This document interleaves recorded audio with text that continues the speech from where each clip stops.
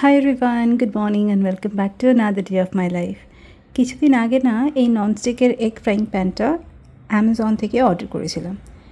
এটা কিন্তু খুবই কাজের, জানো, বেশ একসাথে 4টে ডিম ফ্রাই করা যায়, তাই না? তবে আজকে আমি এখানে চিলা বানাবো, মিনি বেসিন চিলা। সেই মতো একটু পেঁয়াজ, টমেটো আর কাঁচা লঙ্কা কেটে নিলাম। এরপর বেসনের মধ্যে সমস্ত সবজিগুলো দিয়ে গোটা জিরা অ্যাড করে ভালো করে একটা ব্যাটার বানিয়ে নিলাম। 10-15 মিনিটস একটুখানি ম্যারিনেট করতে দিলাম, আর তারপরে অয়েল ব্রাশ করে ব্যাটারটা প্যানে দিলাম। ভালো করে দুই দিকটা ভেজে নিলেই একসাথে 4-4টে মিনি চিলা রেডি। এটা আমার জন্য খুব কাজের, জানো তো।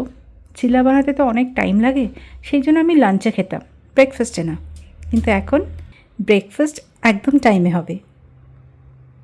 এখন আর কোনো তাড়াহুড়া নাই, একদম সর্টেড ব্রেকফাস্ট, টাইমলি। এত ভালো একটা ব্রেকফাস্টের পর একটু কফি না হলে হয় বলো?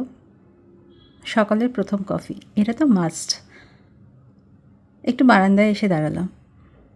এই হাওয়া খেতে খেতে কফি খেতে বেশ ভালোই লাগছিল। রাজীবও তাড়াতাড়ি ব্রেকফাস্ট করে বেরিয়ে গেছে। আজকে উইকডেজে 2 দিন তো অফিসে যেতে হয় রাজীবকে। যাই হোক, আজ তাহলে এই পর্যন্তই। পরের একটা মিনি ব্লগে তোমাদের সাথে আমার আবার কথা হবে। Bye bye.